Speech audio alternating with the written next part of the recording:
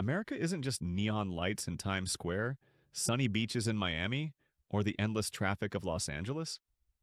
There is another America, the one that doesn't show up in travel brochures, the one you accidentally drive through when your GPS loses signal and your gas light starts blinking. You know these places.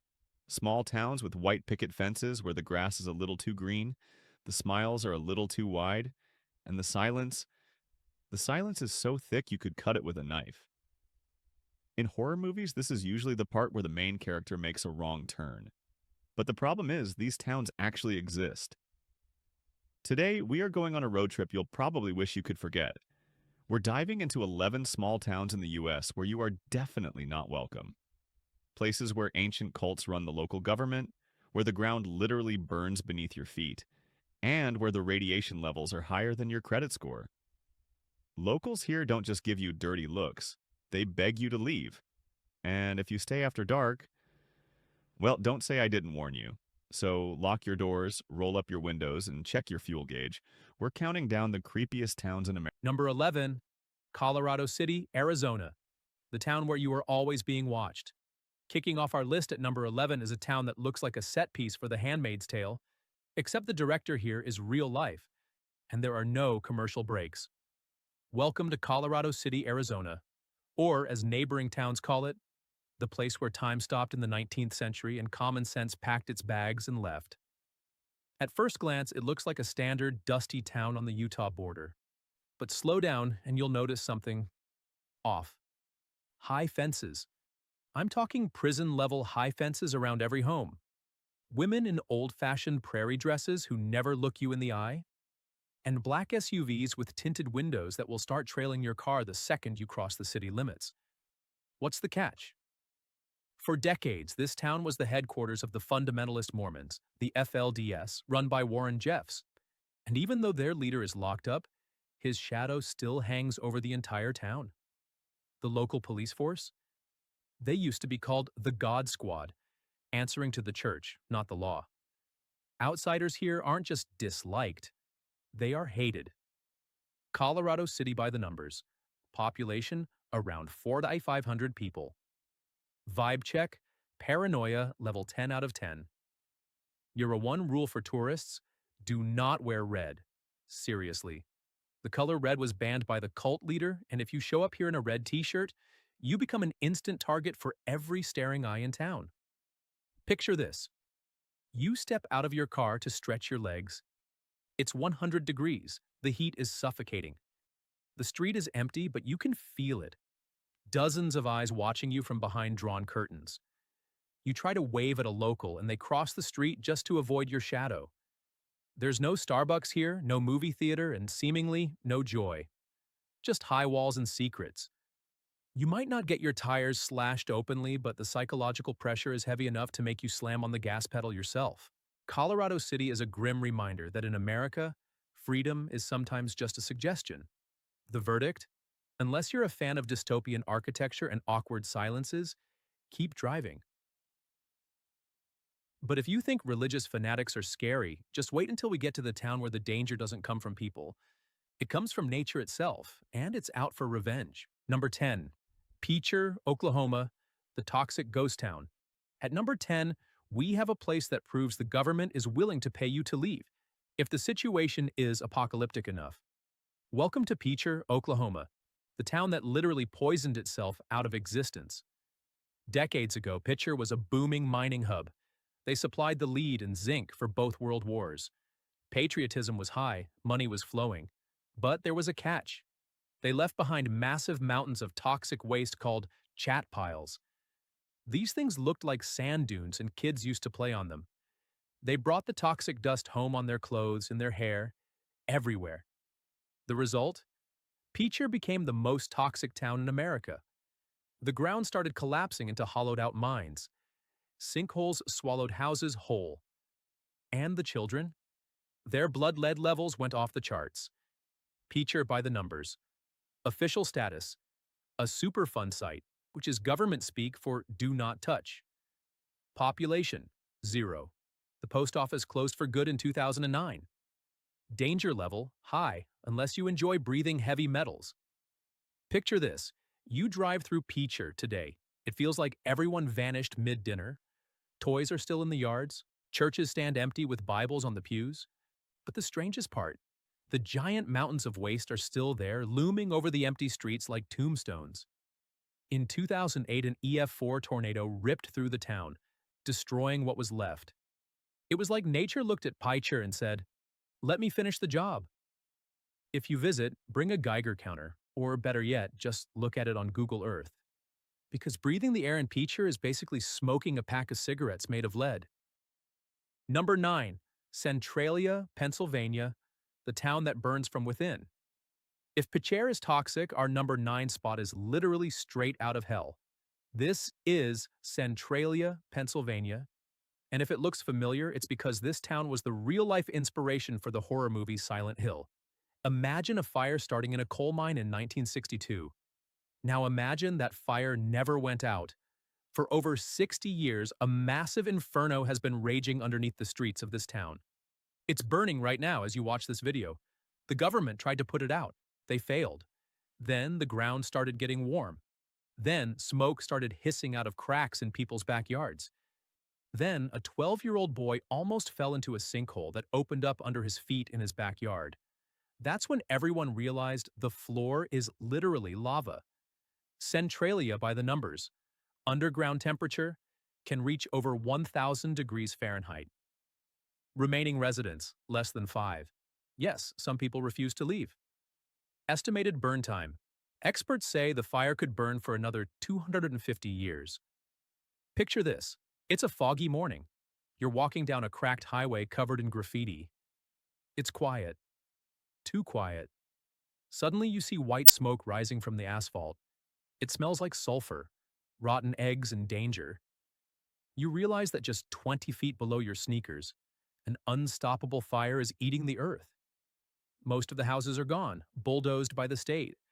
All that's left are empty driveways leading to nowhere and the eerie graffiti highway. Centralia isn't just a ghost town, it's a slow-motion disaster that you can actually visit. Just don't stay too long unless you like your shoes melted. Number 8. Dudleytown, Connecticut, the village of the damned. There is a reason Dudleytown isn't on your GPS. It's not a glitch, it's a warning. Welcome to the ghost town that technically doesn't exist. No street signs, no zip code, just a name whispered on Reddit threads about cursed places. Founded in the mid-1700s, this village was supposedly plagued by madness, suicides, and sudden disappearances. By the early 1900s, the entire population had vanished or died off. Nature didn't just reclaim the land, it swallowed it whole. Today, the area is officially known as Dark Entry Forest. Yes, that is the actual name on the map. If you are naming your neighborhood Dark Entry, don't be surprised when people think it's haunted. Dudleytown by the numbers. Population, 0 since the early 1900s. Status, strictly private property. The price of visiting, a hefty fine or arrest for trespassing. The owners patrol it aggressively. Picture this. You are hiking through the thick woods. There are no houses standing, only gaping stone cellars hidden beneath the moss, like open graves waiting for something to return. The deeper you go, the quieter it gets. It is said that even the bugs and birds go silent here. Your phone signal dies. The trees grow unnaturally close together, blocking out the sun. You stumble upon a stone wall that ends abruptly in the middle of nowhere. It feels like the forest is holding its breath. Dudleytown is a place where history was erased, and the land itself seems to be telling you. Number 7. Whittier, Alaska. The town under one roof. At number 7, we have a town that redefines the word claustrophobia. Welcome to Whittier, Alaska, a place where nearly the entire population lives inside a single building. This isn't a metaphor, it's real estate meets survival horror. The building is called Bagich Towers, a 14-story Cold War-era monolith that contains the post office, the police station, the grocery store, the church, and the apartments for almost all 270 residents. Step outside and you face 60-mile-per-hour winds and 20 feet of snow. Stay inside, and you never have to leave the building. Whittier by the numbers, access. Only accessible by a boat or a single-lane tunnel that cuts through a solid mountain. Curfew. The tunnel closes at night. If you miss the cutoff, you are sleeping in your car. Crime. Low because there is nowhere to run. Picture this. You drive through the 2.5-mile dark tunnel. You emerge into a foggy, gray industrial port. Towering above you is the concrete hive. Inside, the hallways look like a high school mixed with a hospital. Long, empty corridors bathed in fluorescent light. You can walk from your bed to the post office in your slippers. It sounds convenient until you realize you're trapped in a concrete box with your neighbors, surrounded by brutal wilderness. In Los Angeles, you have traffic. In Whittier, you have the silence of a building that hums in the middle of nowhere. Number 6. Fallsville, Ohio, the town that gave up. Number 6 is a ghost town that ghosted itself before the 20th century even started. Welcome to Fallsville, Ohio, a place that feels less like a town and more like a warning from nature. Settled in the early 1800s, Fallsville had big dreams: waterfalls, mills, industry, but the railroad never came. Investors fled, and the town just stopped. By 1890, it was already a memory. Today, it is officially a wildlife area, but locals know it as a place you don't want to be caught in after dark. Fallsville by the numbers. Population, 0.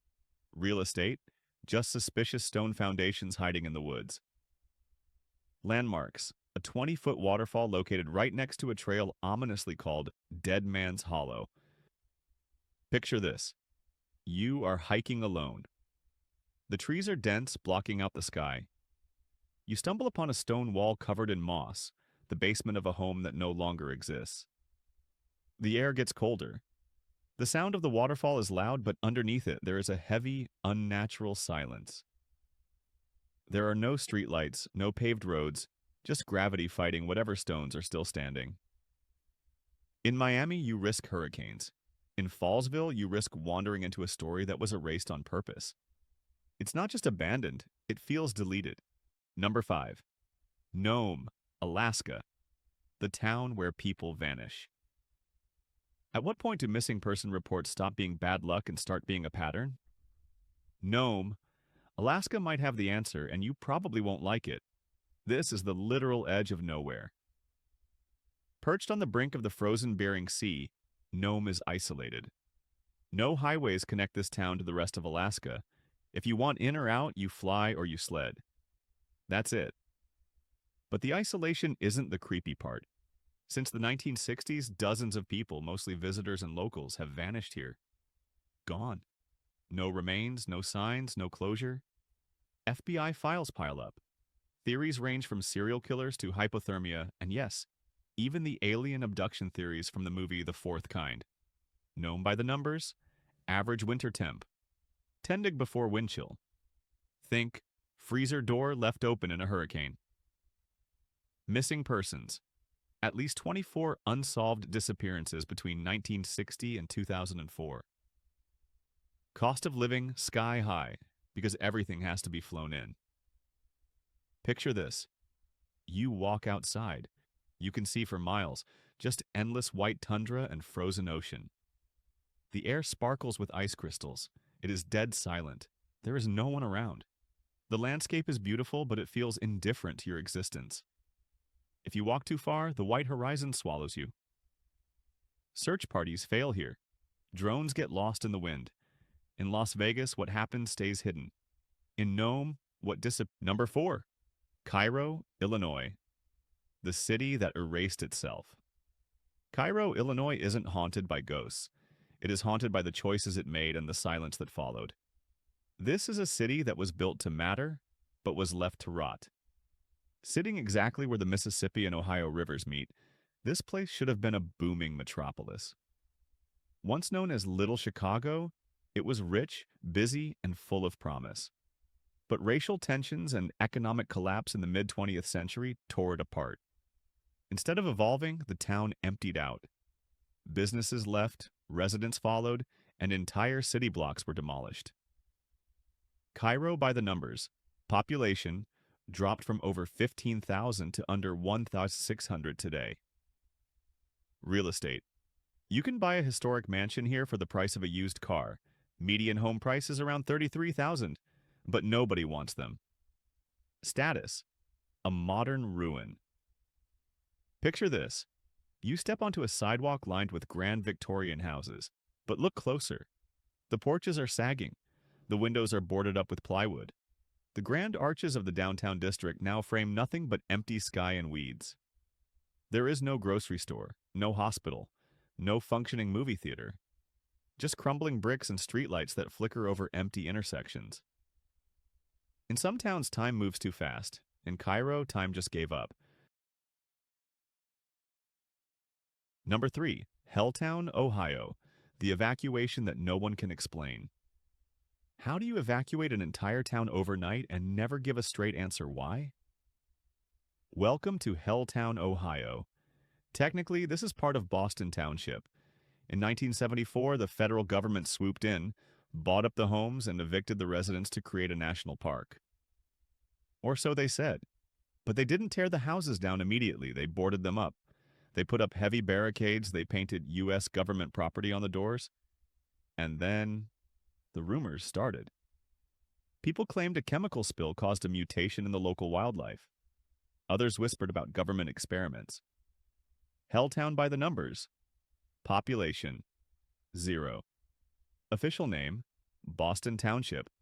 But try finding that on a paranormal map. The legend. The steep drop on Stanford Road is known locally as the end of the world. Picture this. You are driving down a cracked, winding road deep in the woods. Every house you pass is boarded up, dark, and rotting. The forest presses in tight against the road. You stop the car near an old church. There are no lights. The silence is unnatural. You see a road closed sign, but the road clearly continues into the dark. Helltown has fewer residents than a cemetery, but somehow, it still feels like the Number 2. Moonville, Ohio. The tunnel where time forgot. At number 2, we have a place that isn't really a town anymore. It is a memory of one. Welcome to Moonville, Ohio. Tucked deep in the Zaleski State Forest, this 1800s mining outpost is long gone. The houses are gone. The miners are gone. What's left? A single ominous train tunnel, and enough ghost stories to make Stephen King switch genres. There are no paved roads into Moonville. You have to hike in through the woods, past broken stone foundations and a mossy cemetery. Moonville by the numbers. Population, 0. It hit 0 in 1947. Key landmark, the Moonville Tunnel. Trains haven't run here since 1988, but locals claim the Lantern Man still walks the trackbed. Technology, 0. No cell service, no Wi-Fi, no help if you get hurt. Picture this. You stand at the mouth of the tunnel. It is built of old brick, damp and dark. The wind blows through it, making a low whistling sound like a train that isn't there. Visitors report seeing a glowing light flicker inside the darkness, swinging back and forth and then vanishing. Moonville isn't creepy because of what is there. It's creepy because of what is missing. No noise, no life, just stone and the... Number 1. Monowi, Nebraska. The town with one soul. This isn't a ghost town, it is a ghost resident town. Welcome to Monowi, Nebraska, the only incorporated town in America with a census population of 1. Elsie Eiler is the mayor, the bartender, the librarian, and the city planner. She pays taxes to herself and grants her own liquor license. But we aren't here to talk about her. We are here to talk about the silence she lives in. The town consists of 3 things: a tavern, a library filled with 5,000 books that belonged to her late husband, and empty, decaying houses of neighbors who left decades ago. Monowi by the numbers. Population, 1. Crime rate, 0%. Unless Elsie steals from herself. Atmosphere. The ultimate introvert's paradise, or a nightmare of isolation. Picture this. You drive for hours through the endless cornfields of Nebraska. The road is straight as an arrow. You see a green sign, Monowi, population 1. You pull up to the tavern. It is open, but the street outside is dead silent. The wind rustles the dry grass. An old grain elevator casts a long shadow over the broken pavement. It feels like the world has ended, and this one block is the only thing left standing. Manawai is proof that you don't need ghosts to make a town feel eerie. You just need enough empty chairs. From toxic wastelands to burning mines, these were the towns locals warn you about. Which one would you survive a night in? Let me know in the comments. And hit subscribe, because the next road trip might be even darker.